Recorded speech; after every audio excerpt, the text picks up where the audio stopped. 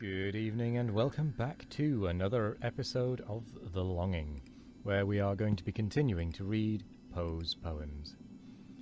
So, let's just crack on. And we are starting this one at the top of the page for a change. 17. I reached my home no more, for all was flown that made it so. I passed from out its mossy door, in vacant idleness of woe.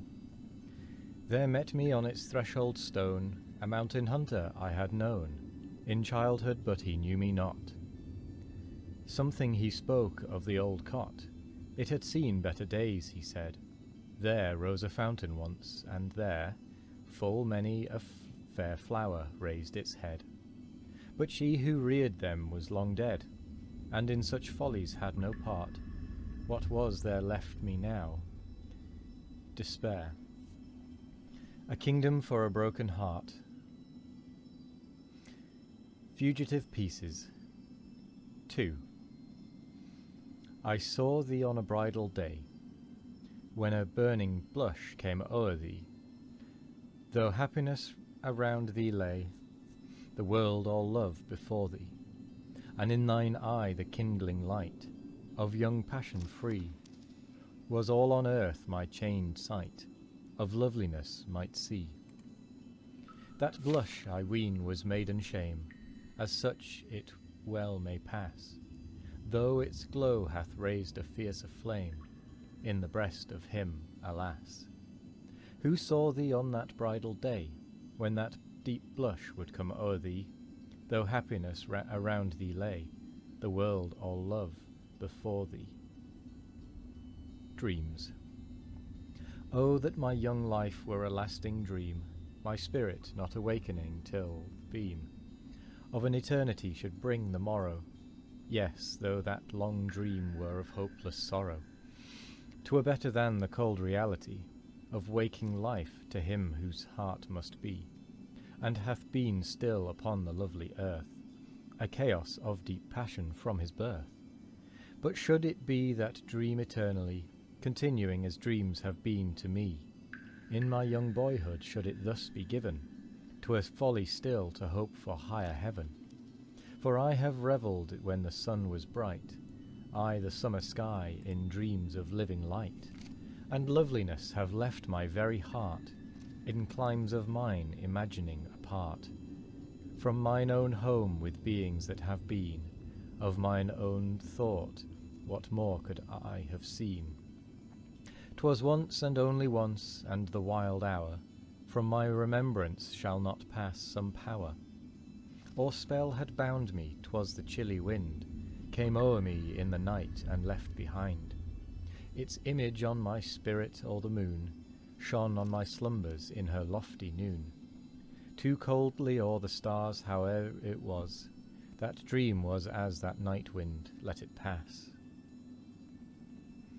I have been happy though, but in a dream. I have been happy, and I love the theme.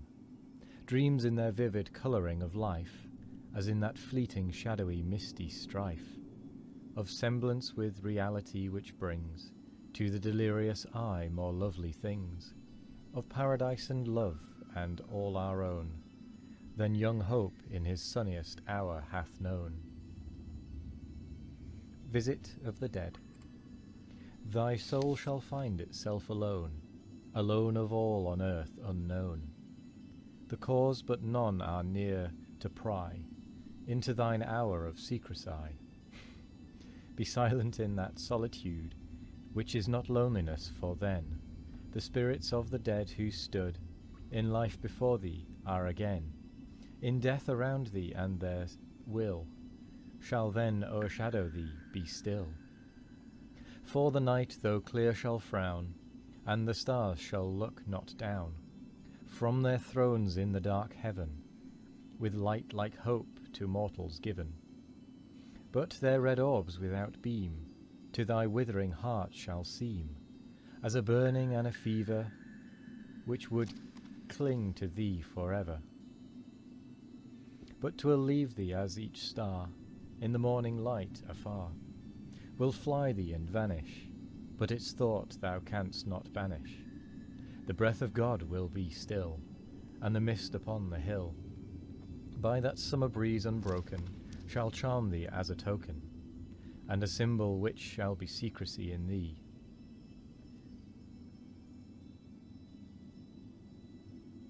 Evening Star.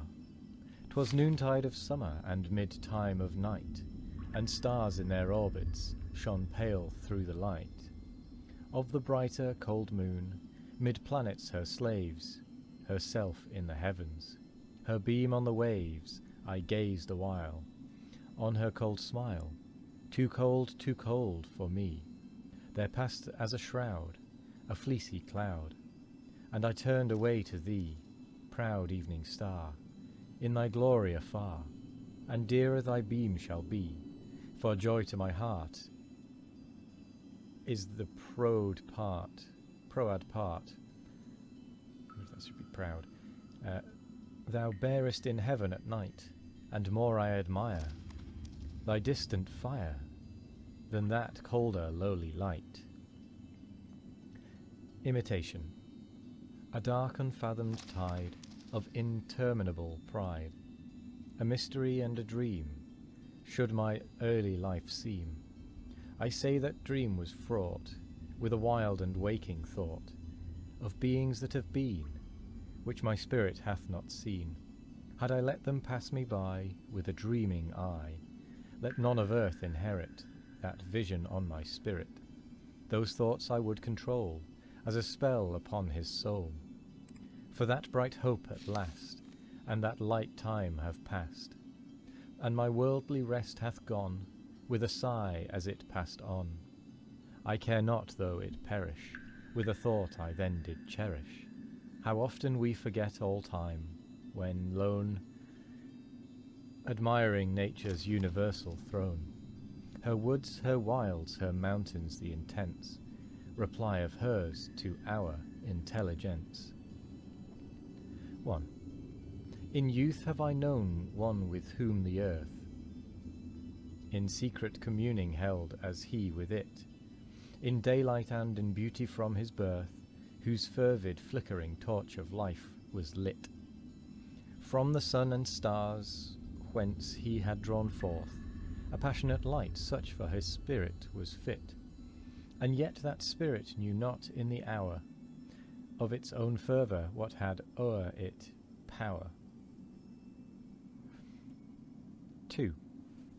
Perhaps it may be that my mind is wrought to a fever by the moonbeam that hangs o'er, but I will half believe that wild light fraught with more of sovereignty than ancient lore hath ever told, or is it of a thought, the unembodied essence and no more, that with a quickening spell doth o'er us pass, as dew of the night time o'er the summer grass? 3. Doth o'er us pass when, as the expanding eye to the loved object, so the tear to the lid, will start which lately slept in apathy, and yet need not be that object hid from us in life, but common which doth lie each hour before us, but then only bid, with a strange sound as of a as a harp string broken, to awake us. 'Tis a symbol and a token. 4. Of what in other worlds shall be and given in beauty by our God to those alone who otherwise would fall from life and heaven, drawn by their heart's passion and that high tone of the spirit which hath striven, though not with faith, with godliness whose throne, with desperate energy, hath beaten down, wearing its own deep feeling as a crown. A wildered being from my birth, my spirit spurned control, but now abroad on the wide earth, where wanderedst thou, my soul? In visions of the dark night I have dreamed of joy departed, but a waking dream of light and of life and light hath left me broken-hearted. And what is not a dream by day to him whose eyes are cast on things around him with a ray turned back upon the past? That holy dream, while all the world were chiding, hath cheered me as a lovely beam, a lonely spirit guiding. What though that light through misty night so dimly shone afar? What could there be more purely bright in truth's day star? The happiest day, the happiest hour, my seared and blighted heart hath known. The highest hope of pride and power I feel hath flown. Of power, said I, yes, such I ween, but they have vanished long, alas. The visions of my youth have been, but let them pass. And pride, what have I now with thee? Another brow may even inherit the venom thou hast poured on me. Be still, my spirit. The happiest day, the happiest hour, mine eyes shall see, have ever seen. The brightest glance of pride and power I feel have been. But were that hope of pride and power now offered with the pain, even then I felt that brightest hour I would not live again. For on its wing was dark alloy, and as it fluttered fell an essence powerful to destroy a soul that knew it well. The lake. In youth's spring it was my lot to haunt of the wide earth a spot, the which I could not love the less, so lovely was the loneliness of a wild lake with black rock bound, and the tall pines that towered around. But when the night had thrown her pall upon that spot as upon all, and the wind would pass me by in its stilly melody, my infant spirit would awake to the terror of the lone lake. Yet that terror was not fright, but a tremulous delight, and a feeling undefined, springing from a darkened mind. Death was in that poisoned wave, and in its gulf a fitting grave, for him who thence could solace bring to his dark imagining, whose wildering thought could even make an Eden of that dim lake. A dream within a dream. Take this kiss upon the brow, and in parting from you now, thus much let me avow, you are not wrong who deem that my days have been a dream. Yet if hope has flown away in a night or in a day, in a vision or in none, is it therefore the less gone? All that we see or seem is but a dream within a dream. I stand amid the roar of a surf-tormented shore, and I hold within my hand grains of the golden sand. How few, yet how they creep through my fingers to the deep. While I weep, O God, can I not grasp them with a tighter clasp?